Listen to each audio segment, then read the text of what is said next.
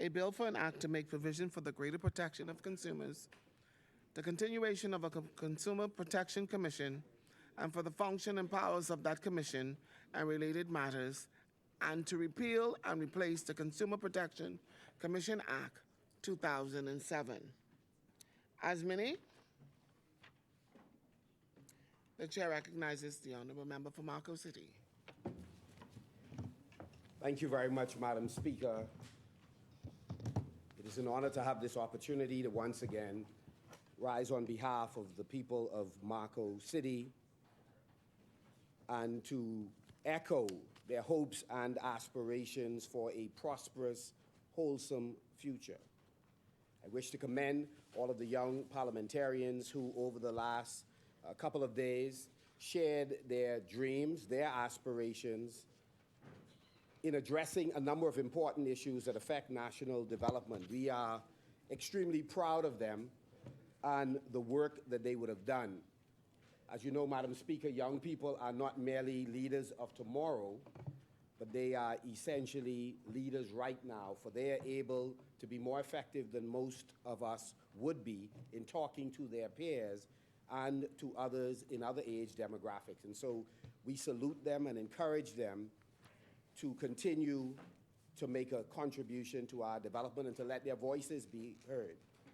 I remember, Madam Speaker, as a young student at A.F. Adley Senior High School, working with other high school students when we lived in Mount Pleasant Village. We wanted lights on the park in Mount Pleasant and could not get it at that time.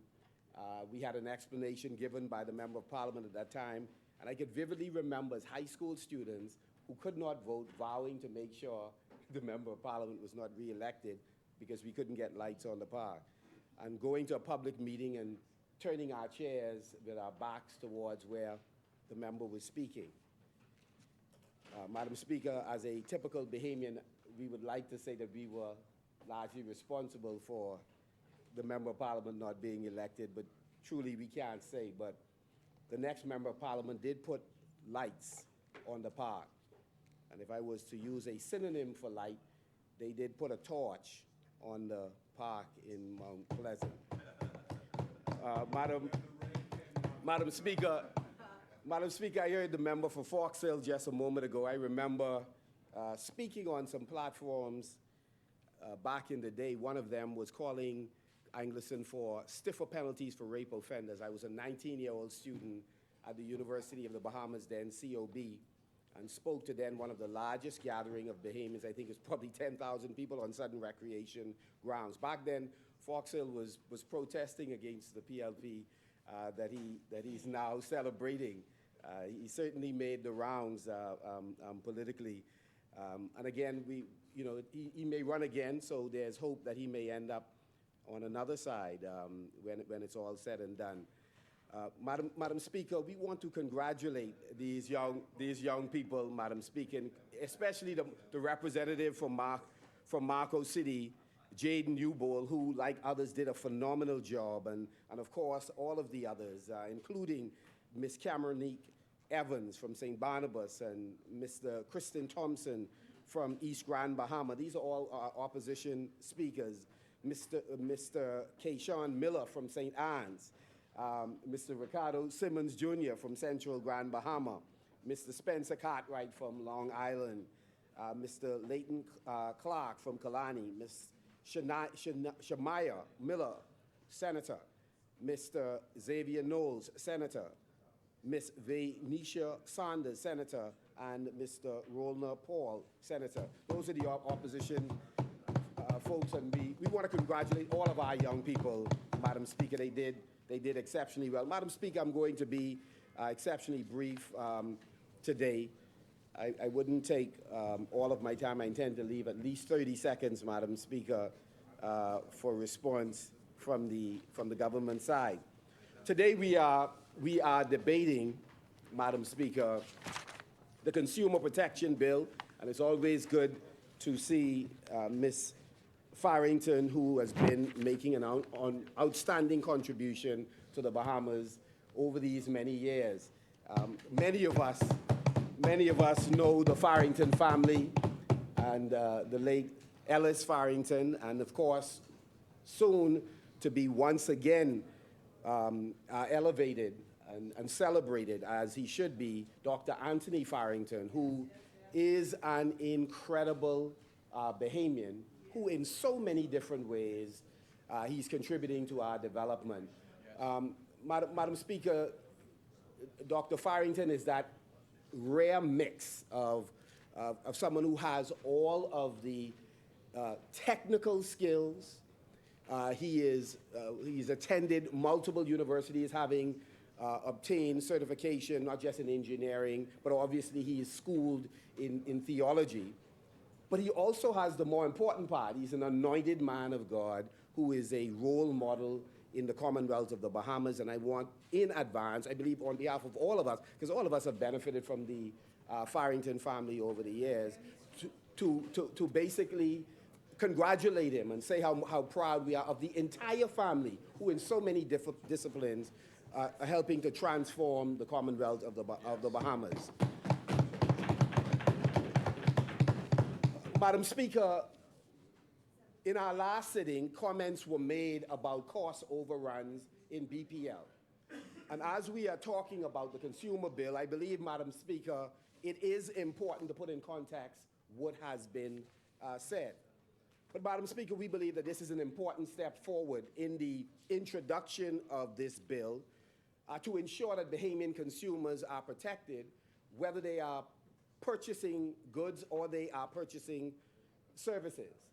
And all of us, even business persons, at some point, in some particular way, are consumers. And so this is potentially beneficial to our entire country, Madam Speaker.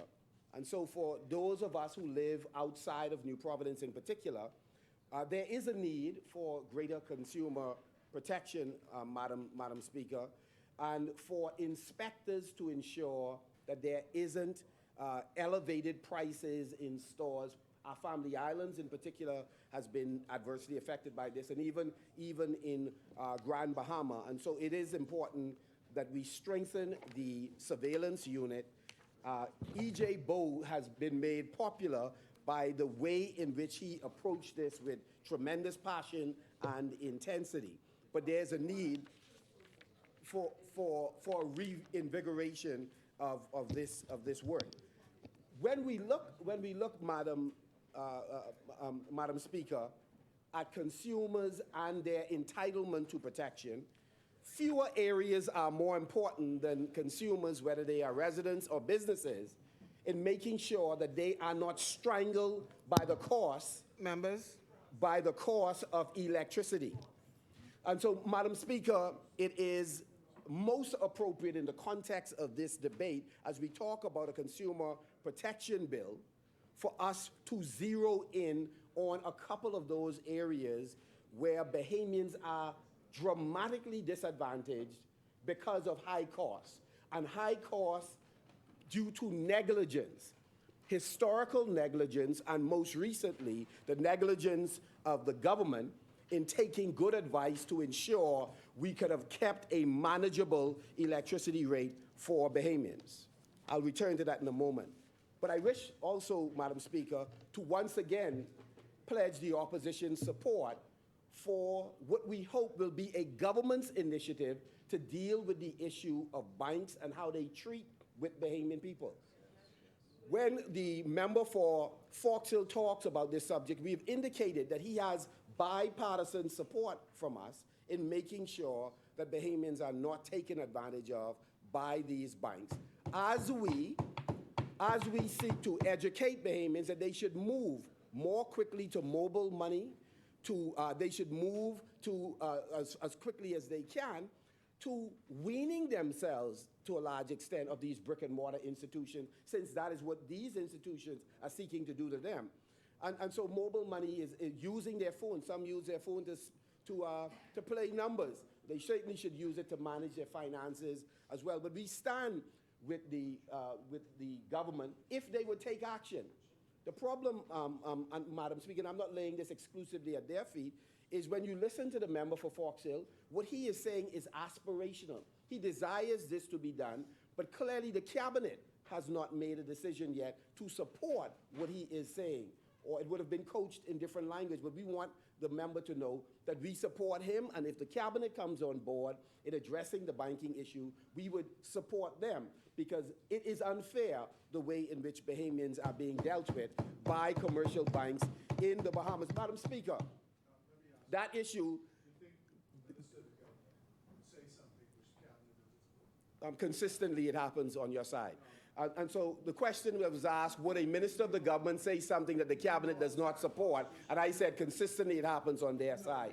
RCL is but one example of them. The raising of rates by BPL, said by the minister, rebuffed by the prime minister, later introduced by all of them. It's a consistent pattern of behavior, but that aside. Madam Speaker, the point I was making is that Bahamian consumers have often been taken advantage of by banks.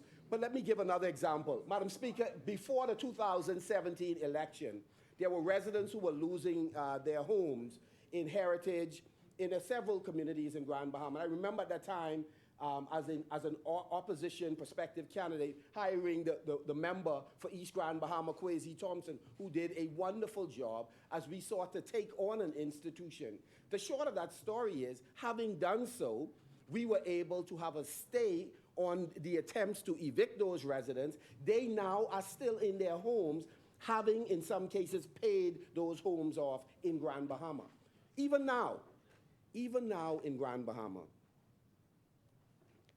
as in other places in the Bahamas, there are persons who are losing their homes.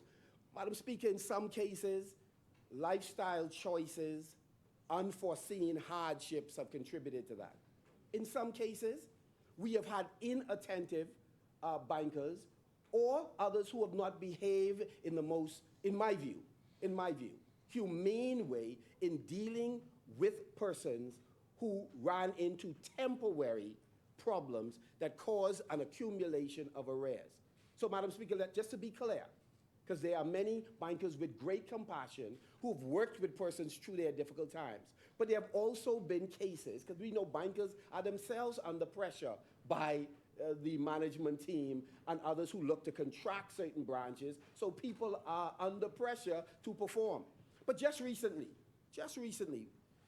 one of the families who the only time they fell behind on their payment was when the breadwinner of the house lost contracts, and for that period, just for that period, they were unable to pay. And I know, knowing this family, they contacted the bank on multiple occasions with an expectation that they could work out an arrangement. And the process ran on for an inordinate time. But at no point did those who work in the house discontinue paying. They paid a reduced amount, but they continued to pay. And as soon as revenue in the home increased, they resumed paying at the level they ought to have paid.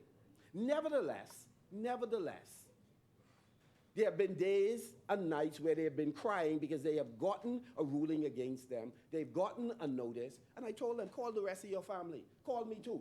We can camp out, but you should not surrender your home given the totality of the information that was before me. No, we will not stand in the way of any lawful execution if we believe it is a reasonable and a just act. Madam Speaker, it was not a just act. It was not a just act in our estimation. And thank God, through being relentless, that family today are now in the final stages of a rearrangement of payment. We still believe the payment is too high. It's still too high. But nevertheless, we say stand your ground. Do not surrender your home.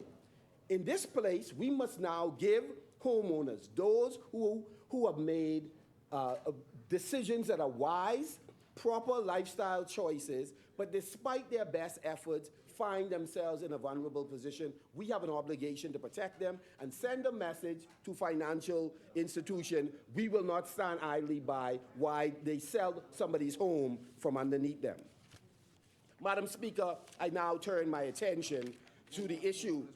Homeowners protection is crucial and urgently needed, Madam Speaker. And I say to all Bahamians, if you are having challenges, it's important you communicate with your financial institution. It's important that you communicate with them, but also pay consistently to rob anyone of the opportunity to claim that there was a dereliction of duty on neglect on your behalf. And you should then call us so that we could stand with you. And again, I often ask the families, listen, if you could handle the light of day for doing it publicly, do it. If you can't, let's do it quietly. The bottom line is we will save your home, because not everybody wants their business aired publicly. But if you could handle the glare of the light, fight tooth and nail. I told them I've been there before. I've been there before with demand letters and fought and succeeded, and that building is now debt-free.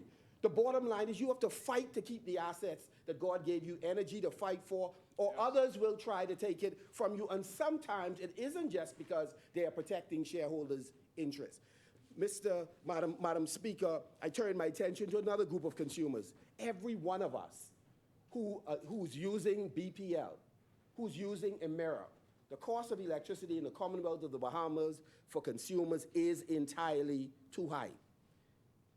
And of course, those that are serviced by BPL, it is unnecessarily high. Madam Speaker, there is a narrative that this administration has been seeking to burn into the public's mind, and it would be a dereliction of duty for the opposition to stand idly by and permit them to do so. Their simple narrative is that the dramatic increase in electricity costs was inevitable, given all that was happening on the international market. And of course, they used the Russia-Ukraine war and other contributing factors as an explanation. But, Madam Speaker, it is patently untrue. It was not inevitable. Madam Speaker, this administration has made some fundamental errors relative to the management of BPL. And, Madam Speaker, they're not alone. The Free National Movement have made mistakes in the past. We have. And I'll talk about a couple of them. But, Madam Speaker, today, moving the 27.6 cents, the increase of electricity per kilowatt is a result of the Davis-Sayers decision in large measure, to reject good advice that they got and initially claimed not to have seen, eventually accepted that they have seen, but rejected. They refuse to keep in place a hedge program. So I just want to make that point.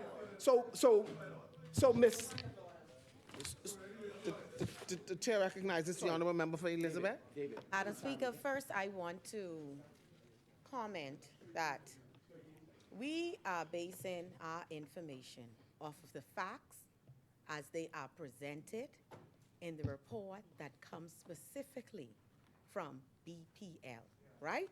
So we are not creating a narrative for the Bahamian people. We have disclosed to the Bahamian people with supporting documents.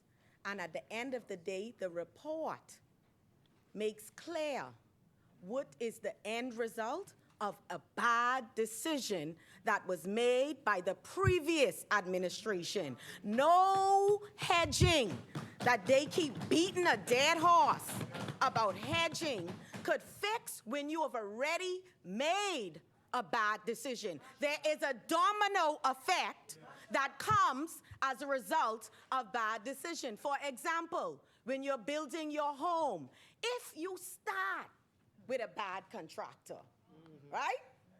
At the end of the day, a bad contractor and their poor work have to be fixed. It matters not what happens in the middle realm. The fact remains that the home and the construction started with bad, shoddy work, right? So let's start the narrative and the story from what transpired. What transpired. And I will correct every time you make that comment, because you cannot depend on hedging. If I start a hedging, I give them a budget. I base my budget on the numbers that I'm seeing. So I expect my returns would be based on the numbers I present them. That's what you hedge with. You hedge with what you expect and what you estimate is your right, true, and correct numbers. And you are saying, I'm in the money based on these numbers. If your budget after the fact does not align with what you presented, your numbers are off and you do not benefit. That's the end. Thank you, Honorable Member. Madam Speaker, if bombing on the desk would make things factual, we wouldn't have to fact check the PLP, but thank God that the public is able to see through. Let me remind the public, when this administration came to power, it was expected that the cost of electricity per kilowatt was around 10.5 cents and could oscillate up to 11.5 cents maximum. This administration, after they ended the hedge, predicted themselves that they were heading to 27.6 cents. This administration. So all of the talk that has been run on by this particular administration, the reality is the cost of electricity skyrocketed under them as predicted by them. The Honorable Member for Yamacraw. Thank you, Madam Speaker. This is a point of order based on the member's continuous repetition of a behavior that he is exhibiting here today once again. Rule 33.1 says, every member desiring to speak shall rise and address the chair. Full stop. The member is addressing the cameras. Remember, is this a stage for performance, Madam Speaker, or are we going to hear the rules? It says the member should address the chair, Madam Speaker. Madam Thank Speaker, you for acting in the capacity of my deputy today. Yes, I appreciate it. He's really appreciate that. He's coaching you, Madam Speaker, on how to carry out your job. But I want to talk to struggling Bahamians who are financially challenged and may not be able to afford a three-piece suit. Those are the persons that I'm talking to. Those are the people I'm talking to today. Those are the people I'm talking to who are struggling, who have to make choices between paying for electricity or buying food or paying for some other expense like their child's book list that they need right now. And we are in November and some parents have not fulfilled their book list because they had to make a choice between the increased BPL prices or to buy a book for their child. And they force some teachers to have to photocopy, violating copyright, just to make sure our children can be educated. And so I return to what I said. The increase was not inevitable. But here's the broader issue before I come to answer very specifically the minister who made some statements in our last sitting. This government should be focused on the comprehensive plan for energy as they forecast they would do in their blueprint for pain. They fail to come in here, you may call it change, but we know it's pain. The bottom line is that they fail to outline a comprehensive program to do several things. One of those things should be to retire the legacy debt that BPL had. The second thing was to retool the infrastructure. Thirdly was to make sure that they revamped the staff to ensure that they provided the required training to upgrade the skills as staff have been petitioning over time. Thirdly, the fourth thing that they ought to be focusing on, what is the correct renewable energy mix in the overall power generation, Madam Speaker. This government has failed to take the time to lay out that strategic plan. So when they talk, this blame game going back and forth, I agree with those who say we don't need the blame game. What we do need is a comprehensive plan from this administration. And I want to say, the board that they met in place had already put out a strategic plan. A plan, Madam Speaker, that looked at several key areas that we believe would have set the country on the right path as it relates to energy generation, distribution. One, both this administration and our administration missed an opportunity, Madam Speaker, in putting in place the rate reduction bond. This bond would have permitted us, Madam Speaker, to raise $535 million in order to deal with the infrastructural issues, to retire the some $300 million legacy debt, to retool what is already a talented workforce. That was one thing that was laid out specifically in the strategic plan we left in place. Secondly, the hedge program, a proven program in a number of jurisdictions, inclusive of Grand Bahama. What I find interesting, Madam Speaker, and disingenuous, here's an administration criticizing a program saying, oh, it could never work, etc. But the very program, Madam Speaker, the very program. Chair recognizes the honourable member for Elizabeth. Representation of this administration. And I'm not going to allow a misrepresentation of me. I know the industry. I know what hedging does.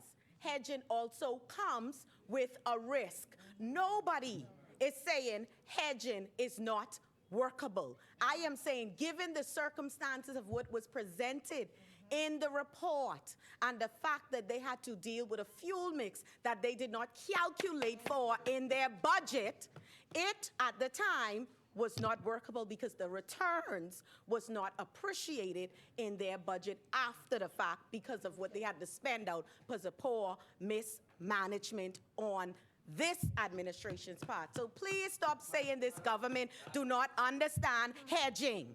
You don't understand hedging at the time that they thought it would work. Previous administration don't understand it. Thank you, honourable member. Madam Speaker, May continue, just so Marcos the Lee. process won't become abusive, I made a statement in reference to a number of things that were said before the new minister was placed in that position. There's no comment about the report by Mr. Cambridge, which I will come to in a moment and rebut every point that has been made by the minister. The point is, this government has failed to put in place a comprehensive The chair program. recognizes the honourable member The other for thing that they Charlotte. failed to do. For Charlotte. Madam Speaker, on a point of order. On a point of order. You could be as abusive as you want to be. You do not control this House. You do not control this House. Madam Speaker, this juvenile behavior. Honourable members, This juvenile behavior. my feet. I am on my feet. Stop dishonoring this House. Madam Speaker, on a point of order. BPL itself, not the minister, BPL itself on the 5th of October, on the 6th of February, answered all of the scurrilous, unfounded allegations made. And I will just read and I will undertake the table. It's a press release. It was broadcast to the country, and this is what BPL said, consistent with what the minister has represented in this House. It said, Bahamas Power and Light has been made aware of inaccurate statements made in today's local media regarding BPL's hedging strategy. We wish to advise the public that the company's hedging program remains in place. Several members of the media based their analysis and commentary on an erroneous assertion that the hedging program had been stopped. It was not stopped, it continues. We ask that members of the media correct any inaccurate reporting. But then it goes on, Madam Speaker, and this is consistent with the minister's representation to this honorable House. It says, and I quote, in 2020, the government entered into a partnership with the Inter-American Development Bank to create a new hedging instrument that would stabilize the price of the nation's fuel supply. The projections for savings were based on an ideal mix of fuel, which included the use of more affordable heavy fuel oil, as well as more expensive diesel. The hedge was never intended to cover the entire supply. It was only intended to cover a portion of the volumes forecast, which BPL continues to generate savings from. Now, this is the key portion. Due to external factors, such as the Clifton plant fire in 2018, and issues with the rollout of the Wärtsilä engines, and more affordable fuel could not be used in the amounts anticipated. As a result, costs ran higher than projected. Consequently, while the hedge remains in place, it has not delivered the savings initially projected. Now, Madam Speaker, I undertake to, I will send it to the clerk. The Honorable Minister has laid on the table of this House a very comprehensive report that shows and reveals that with respect to the engines, some unexplained modifications were made. And I will not attribute, you're not the Speaker. Honourable Please member, allow the Speaker to allow me conduct get the a full House. understanding of what is being said, because I've been hearing about heads for 2 years now, and I need you know. Madam Speaker, the report very systematically discloses that in the negotiation of the engines, that the engines were to allow BPL to use the cheaper fuel. After purchasing the engines and spending up to $100 million, over $100 million, it was discovered, Madam Speaker, that the heavy fuel, which was cheaper, could not be utilized by the engines. Only the more expensive diesel. And Madam Speaker, it was represented to me, it was represented to the world, and until last month, that the engines were tri-fuel. In other words, Madam Speaker, the report, I recommend that the honorable member, as well as the entire House, read the report. And the report was tabled last week.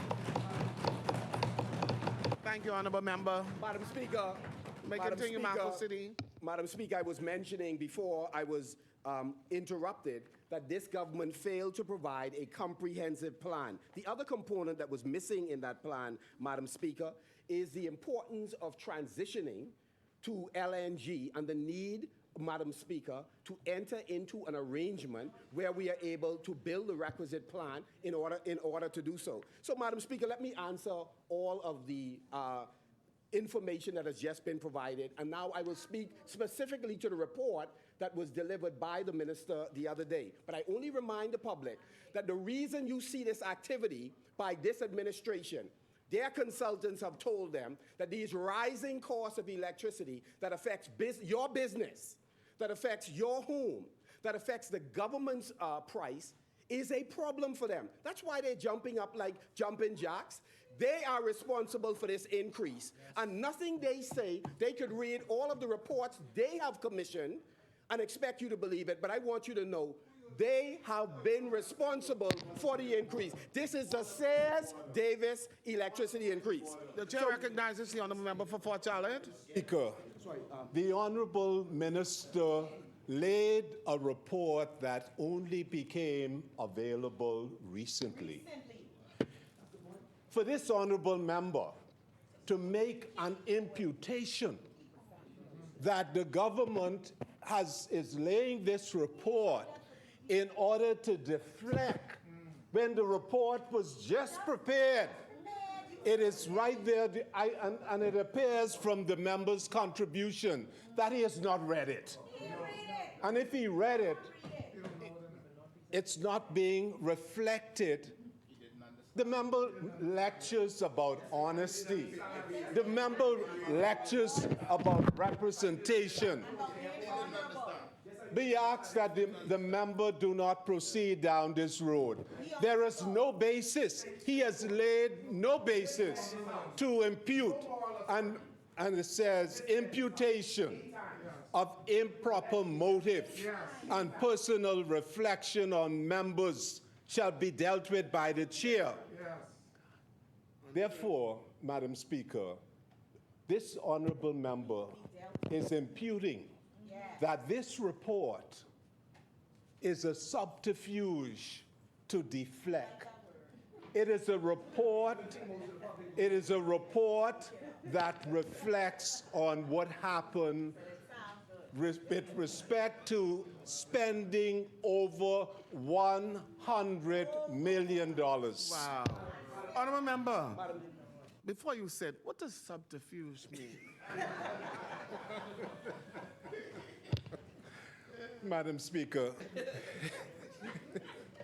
let me go. Madam Speaker, it's a design to mislead. Yes. And there is no basis. There is no basis, Madam Speaker. The report, I would have thought, Madam Speaker, that if the member had read the report, Yes. the member would have carried us through some forensic examination of the report. You wouldn't have lied to the parliament if you'd read them emails. You know, but here, imputing a motive which does not exist and for which he has not laid the basis. Oh, thank you, Honorable Member. Madam Speaker, to may continue, Marcus. answer the report, let me just go point by point, Madam Speaker. I only have 15 minutes left. Madam Speaker, Madam Speaker, Madam Speaker, the discussion that was delivered previously made mention that Shell North America was sidelined after the fire. This is not true, that did not occur in 2018. Madam Speaker, in fact, Shell North America was a part of the process in the selection of the engines for Station A, and ultimately was a part of the process in selecting Wärtsilä. One. Number two, the reason why Shell North America was a part of the process in selecting Wärtsilä was because BPL intended to have these new engines transferred to the new power generation entity, PowerCo, in which Shell North America would have a majority stake and BPL would have a minority stake. It was important, Madam Speaker, that Shell North America saw the engines as a part of its long-term power generation strategy. And Madam Speaker, I can lay this so they could get it and go fact check it. Power generation strategy as a part of the power purchase agreement that was being negotiated with BPL and Shell North America. Three, BPL made the decision not to secure rental generation after the fire because this would have created a significant cost center for BPL and would have taken away financial resources that could be applied to the purchase of generation assets that would be a part of the company's balance sheet. And Madam Speaker, one of the questions we intend to put to the government is for them to explain why they have dramatically increased the power that is being created by rental generators. Why have they dramatically increased? Additionally, Madam Speaker, at the time BPL had generation assets. Madam Speaker, can I? Yes, honorable members. The member Madam- has 5 more Madam Speaker, minutes. Additionally, at the time, BPL had generation assets undergoing maintenance at Blue Hills Power Plant that could make up to 60 megawatt shortfall that we were experiencing at Clifton Pier. Madam Speaker, unfortunately, after coming off winter maintenance in the spring of 2019, BPL unexpectedly lost 2 large generation assets. And this occurred, Madam Speaker, at the Blue Hill plant, and was not able to secure the additional rental generation in time for the summer of 2019. And that is what, Madam Speaker, if you would recall, led to the load shedding in 2019. But I'm coming to the additional point made by the minister. And point number 4, Wazilla engines, to the point made by the former minister, now shadow minister for BPL, the Wazilla engines are truly, they're tri-fuel. And the engines could operate on LNG, heavy fuel, and ADO. The engines were installed and are gas capable. Here's the point they keep going back to. The engines were gas capable. However, Madam Speaker, the nozzles were not, this is the point, the nozzles were not installed to make the engines gas ready because LNG was not planned or anticipated as a fuel source for at least 3 years. That is precisely why the nozzles were not put in place, Madam Speaker. The chair recognizes the honourable member for Why Fort don't you wait Charlotte. until I'm through? Why don't you wait until I'm through? Madam Why Speaker. don't you wait until I'm through? Madam The Speaker. chair recognizes the Madam honourable Speaker. member. Madam Speaker. Madam Speaker. Members, Madam Speaker. Madam Speaker. Fort Charlotte. Madam Speaker, the honourable member has just admitted, he has just admitted that it is not There won't be 2 tri-fuel. members on their feet. The honourable member has just admitted. Madam, I'm talking to the speaker. You Member. interfering with me. Let me speak to the speaker. Sit down. You, Madam Speaker. Honourable member. Madam Speaker. Madam Speaker. Madam Speaker. Allow him to. Madam Speaker.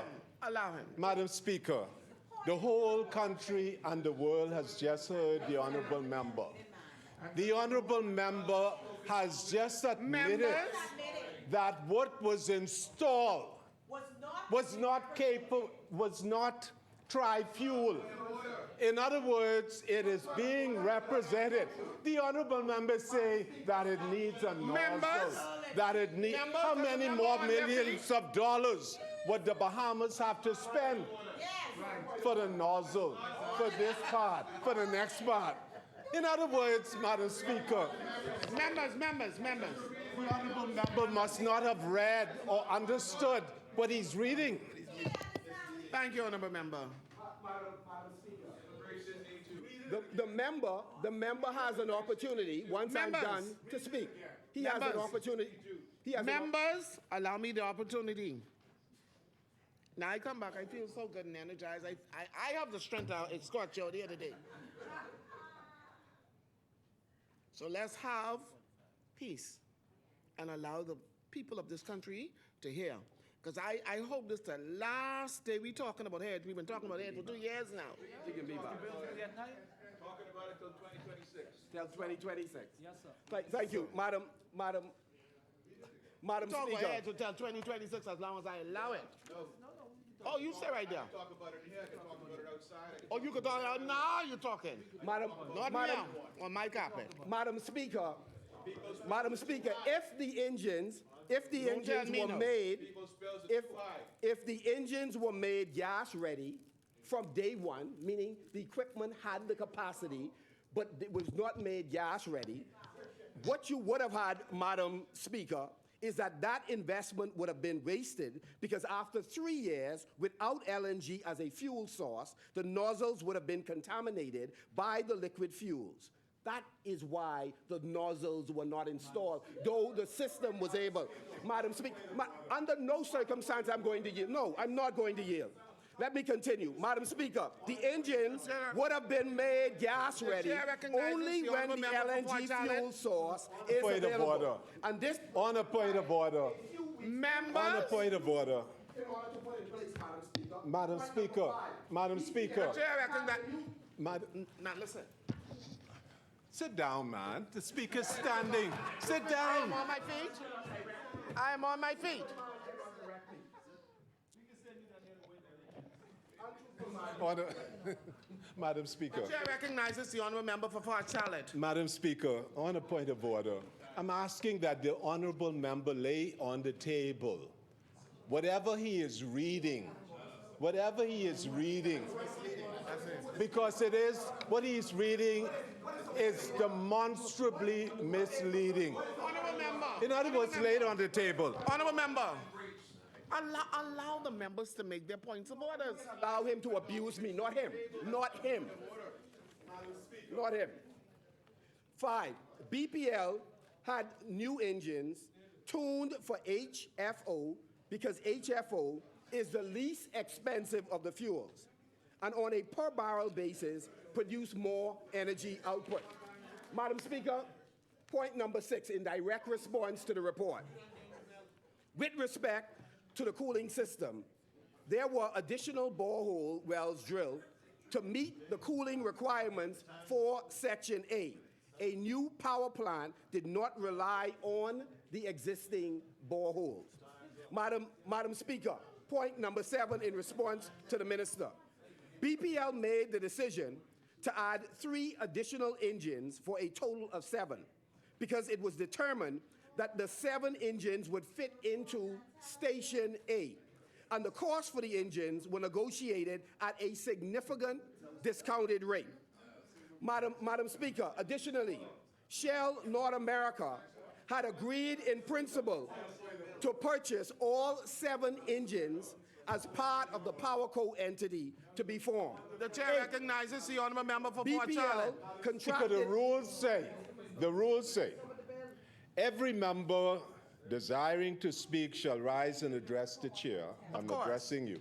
A member may read extracts from books, journals, papers, and documents, and may refresh his memory from notes. Yes. But he shall not quote from newspaper unless he adopts such quote. Quotation as his And it says, members as a general rule shall not read. Now, the honorable member, can I make my submission to the Allow chair? member to make his point. Can I make my submission to the chair? The honorable member, may I remind you the honorable that once I member- would have recognized a member, The- his mic is on and your mic the is honorable on. member, So what you making noise for? the honorable member appears to be reading from some report. The honorable member appears to be reading from some report, which appears to contradict his assertion. And I'm asking, Madam Speaker, that whatever notes, newspaper, or periodical that the honorable member is relying on and reading very, very carefully, if the honorable member can lay that on the table. So he's not reading from the actual report. I haven't seen that report yet. Well, Madam Speaker, clearly it is misleading. And if the honorable member is going to rely on it, lay it on the table. Is that a copy of the report that was Madam laid? Speaker, let me just say this as simple and as calmly as possible. I indicated early in my presentation that I intend to lay my presentation. Yes. I said that earlier, right? This member has numerous team members who never speak extemporaneously in this house. What they do is they read from documents. So this member who has consistently misled this house has no shame to get up in this house and challenge a rebuttal of a presentation made by one of his colleagues. No shame. You should have been fired as a minister because you misled the house. You threw the prime minister under the bus. The chair recognizes because you the honourable member for repeatedly Freetown. Misled this house. You are in no position The to chair talk about- recognizes the honorable member for Freetown.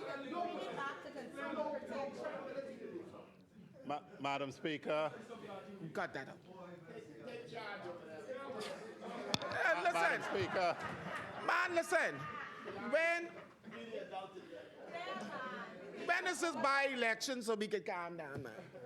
Madam Speaker, as assertive as Marco City is in thinking that his word makes law, it does not, doesn't create fact. The point of order is this: he's reading from a document with regard a report, seeking to report a report that came with supporting documents. Yesterday, we were told that we would have laid on the table of this House certain letters. Turns out the letters weren't laid, a news report was laid. By whom? This was on another matter. Okay. But mouth can say anything, paper will remain still while you write on it. If he is seeking to rebut